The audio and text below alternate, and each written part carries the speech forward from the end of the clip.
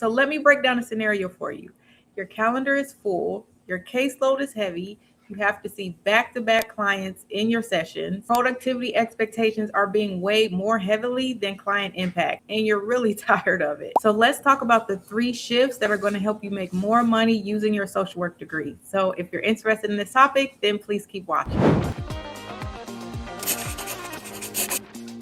Okay, so I just laid out the scenario for you, and it's one of 3 things. Either you're booked, meaning you're overbooked, you have the clients on your calendar if you're maybe in private practice, but you're drained, you're tired, you're exhausted. You don't want to continue seeing clients back to back. Or you feel broke, like there's more month at the end of the money, and you just can't foresee a sustainable way to continue doing the level of work that you're doing. Now, broke is relative and it's a state of mind. And I don't believe that just because you don't have a lot of money, that means that you're broke. But it can sometimes feel that way if you have so many financial responsibilities and not enough income to cover all your expenses. Now, let me say this can happen for anyone, whether you're making $30,000, $50,000, $100,000. The number doesn't matter. And I know a lot of us in social work talk about making 6 figures. The number doesn't matter. It's not about how much you make, it's about how much you keep. So in any scenario, whether you're making 30,000 or 100,000, if your expenses are like teetering close to the amount of money that you're making, it's still not going to feel sustainable. So the goal is to be able to, 1, reduce your expenses so that you feel like you have a little bit of a cushion or wiggle room, or you need to increase your income. Either one of those 2 things will help you get to a better financial footing. Okay, but that's a separate video for another day. So we're talking about the 3 shifts that are going to help position you to make more money as a social worker. So the first thing we have to do is just name the fact that talking about money, our salary, pay discrepancies, anything finance and money related is just not a norm within our profession. We need to normalize talking about the pay gaps that exist within our profession, whether or not there is room for advancement. When we negotiate, are the terms real? Like, do you actually have enough money to pay and you're just not putting it out there? Or are you operating within a grant and the money just isn't available? Now, I did make a video right here if you wanted to watch that, where I talked a little bit about grant funded positions. And sometimes they just don't have the capacity to offer you more. But in some roles, they might absolutely have the capacity. So we really want to know, are agencies really paying out what they absolutely could, or are they just waiting for us to be able to negotiate better? Either way, you still want to position yourself so you feel like you have a strong financial base, so that the math is really adding up when you look at the amount of money that you put into getting your degree and then the amount of money that you're making from your job or from your private practice. So we shouldn't feel guilty about talking about money just because we're in a service profession. But like, think about the agencies and the organizations that we work in. They sometimes get us to focus on the mission and the service delivery, but they're absolutely talking about money and dollars and cents, especially when it comes to hiring. When it comes to funding their programs and initiatives, they have to look at the money. So it's not foreign to businesses to talk about those things and to have regular meetings and conversations. For those of you who might be in program development, or maybe you're in a leadership role, mid-level management, or in the executive level, working at an organization, you already know that money is at the center of a lot of the conversations, because they need the money to be able to keep these programs offered within the community. So they're talking about funding sources and funding streams, fundraisers, individual donors, how they can create enterprise opportunities within their organization to bring in more income.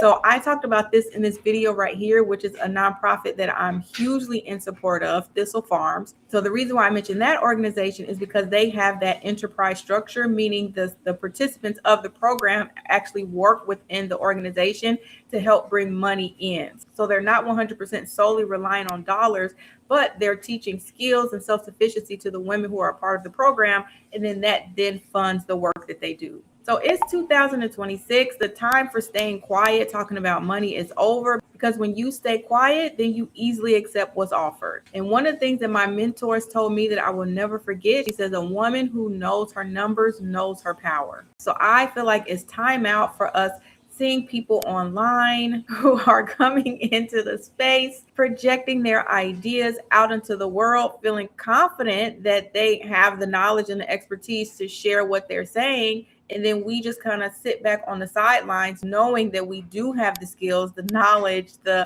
expertise, and the education that we've gained a bachelor's. We've gone to school for our master's. We have tons of experience and expertise. We just need the confidence and the boldness to put ourselves out there for the same level of opportunities. Now, don't get me wrong, there's a huge marketing piece that goes along with this when you decide to put your thought leadership out into the world. So it's not just like the field of dreams, build it and they will come. If you build it, you will come. There absolutely has to be a strategy around how you build your knowledge base online. What I want to emphasize is the fact that there are people out there in our space who are creating more breathing room. They have more financial opportunities, more financial leverage. They're not solely relying on the money that they're getting from service delivery, but relying on the money that they're generating using their own thought leadership, their own thinking, their own perspectives and ideas. And just as easily as someone else is able to do it, if you have the guidance and the structure, you can also do it for yourself. And I know that that's not the path for everyone. So like in this video right here, I talked about the 3 phases of professionalism. You have to decide which phase you want to operate in and then just go all in on that phase. And I'll leave a link to that video in the description if you want to check it out. Now, I will say this, if you're having difficulty and a challenge knowing what phase you want to operate in, I am offering free career clarity calls to social workers, therapists, marriage and family therapists. If you're a helping professional and you know that you want to begin leveraging your expertise online and you just need like a clear path to do that. Maybe you want to be a content creator or create your own digital products or your own courses or webinars, trainings, or become a CEU provider. Whatever that looks like in terms of you leveraging your knowledge, you can click the link in the description to schedule your 30-minute clarity call with me, and then we can walk through what that can look like for you. Okay, so let's break down what I call the hidden math of the helping profession. So typically, especially if we do micro level work and even at macro level work, we're taught to exchange time for money, meaning the amount of money that we make is directly tied to our ability to show up and do the work. And if we're not showing up and doing the work, then we don't get paid. This is especially the case if you're working in a private practice. It could be if you have insurance clients or private pay. It's still depending upon you showing up in order to get reimbursed for that session. So ideally, 1 hour of your time equals 1 unit of payment. And again, this is true whether or not you do agency work or you operate within a private practice. Now, here's the math problem. There's a ceiling on how much time you can actually work and on how many clients you can see in a day and even in a week. So let's say realistically, you can see 25 clients a week without your brain totally turning to mush by the end of the week because of all of the thinking and strategy and intervention and trauma response that you're doing. That's you operating at your max capacity. And then if you're in an agency, your salary is fixed, whether you're seeing 25 clients or 60 clients. And your workload can always increase or decrease, but the amount of money that you make never changes. And also in private practice, you can earn more per client if you increase your rates, but your income is still capped by your time. And then you also have overhead, taxes, no-show fees, insurance battles, and then the invisible labor of running a business. So in both of those models, whether you're doing agency work or operating your own private practice, there's literally a mathematical limit to how much you can earn. And it's directly tied to how much of yourself that you give. Now, on the other hand, your expenses, those aren't capped at all. So your mortgage, your rent, your student loan payments, childcare, groceries, all of those things continue to increase whether your income changes or not. So that's the trap. You literally can't outwork that math.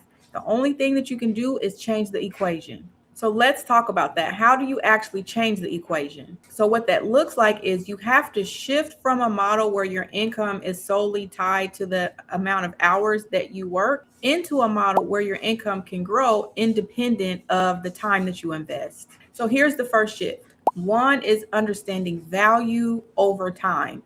So the value that you offer is more important than the time that you give. Right now, in the model that you're currently operating from, you're probably being paid and compensated for your time. But the actual value that you provide, that far extends the amount of time that you spend with someone, whether that's in a one-on-one session or working with them in a case management setting. So the expertise that you have, the frameworks that you use, the perspective that you bring, the insight that you share, all of those things can be packaged differently than what you've traditionally been taught. So some social workers write books or host trainings and webinars to teach their expertise. And a lot of them are doing this at scale, meaning they've learned how to create one product, meaning a book or training, and then they offer it to hundreds or thousands of people. So take Dr. Ramani, for example. She's an amazing example of a clinician who's learned how to leverage her expertise from a one-to-one model to a one-to-many. And I talk about this other one a lot. This can look like consulting, where you're offering expertise, insight, and strategy across an entire organization, not just for one person. Or you can create a training program that can be implemented multiple times. So for me, for example, I recently just created and implemented a support group with home visiting staff who work with parents in their home so that they get more support with helping their infant child meet certain developmental milestones. So think about ways that you can lean into that. The second shift is understanding assets over labor. So labor is the physical work that you do day in and day out, providing the therapy, running the group, completing the assessment. Assets are the things that you build, but they continue to stack value over time. So your reputation is an asset. Your expertise is an asset. The content that you create is an asset. The relationships that you build, the frameworks that you create, the theological models that you use, those are assets. And for us as social workers, most of us focus on the labor aspect of what we do, and we never focus on building assets. And if we do build the assets, sometimes we fail to develop those additional skills or to build the team around us to make sure that that asset can get out into the world. So having appropriate marketing channels and learning how to sell things so that people will want to buy them, and positioning it in front of the right people, and niching down, not feeling like what we have created has to be for everybody, but it can be for a specific group of people. Take Dr. Ramani again, for example. She doesn't work specifically with parenting or dating and relationships. When you think Dr. Ramani, you think narcissism. And it can exist in a parenting relationship, it can exist within a marriage, but her sole focus is on educating, providing knowledge, psychoeducation, and clarity around what narcissism is and what it is not, what the presentation looks like, and what do you do if you have someone in your life who exhibits those symptoms. Now, let's get to the third shift. So the third shift is understanding positioning versus performing. So this is for social workers that you're excellent at your job, but you're invisible to opportunities to be seen. So one of the things that you do not want to be is like the best kept secret in your niche or the best kept secret in your community. You want people to know about who you are. You want to be top of mind when someone needs a service professional who has the level of expertise that you have. So positioning means that you're known for something, that your name comes up in rooms when people are needing a suggested therapist or clinician around a certain niche or topic. And it also means that opportunities begin to come to you instead of you physically having to go out and find them. So the first thing that I want you to do with these steps is I want you to get honest with your current math. What are you actually earning per hour when you factor in unpaid prep, the documentation, the emotional labor? And then I want you to think about, is that number sustainable for the life that you want to build? The second thing that I want you to do is to identify one way that you can create value that is not directly tied to one-to-one work. So maybe it's a workshop, maybe it's a consulting service, maybe it's a webinar or a training. I want you to start small, but I want you to start with something. And again, if you need help, you can schedule a career clarity call with me by clicking the link in the description. And number 3, if you've not transitioned into private practice and you're still in the career phase, I want you to start thinking about building assets even while you're still employed. I want you to document the frameworks that you use. I want you to pay attention to processes that you do repeatedly in your work. I want you to develop a network of people. So when we talked about you being top of mind, if they're looking for someone, you already have your network of people who you can reach out to. And then I want you to develop your reputation and your area of expertise around one subject. And know that these things are going to compound over time. Now, this can be as small of a start as working with a nonprofit or a church in your community and scheduling a workshop at a church or a youth program. It doesn't have to be anything big. You just want to start positioning your thought leadership and creating something that can be an asset for you in your career. So know that this is something that you absolutely can do. You don't have to do it alone. You have my 100% support. I want you to be successful in your career. I want you to know that you did not make a mistake by becoming a social worker. You just need to learn how to leverage your expertise better so that you can build the career that you want. So I hope this video was helpful for you. If it was, please like, subscribe, or share. I'll be releasing more videos to help you deepen your level of self-awareness and to increase your competence and confidence in the profession. Thank you all so much for watching. And as always, be well.